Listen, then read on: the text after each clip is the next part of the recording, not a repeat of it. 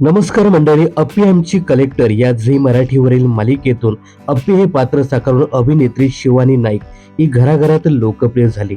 अप्पी आमची कलेक्टर ही मालिका संपल्यानंतर अभिनेत्रीने अमित राखे या अभिनेत्यासोबत साखरपुडा करत सगळ्यांनाच आश्चर्याचा धक्का दिला.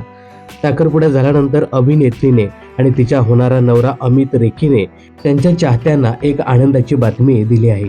तर अमित आणि शिवानी हे एकांकिका नाटकात काम करत होते.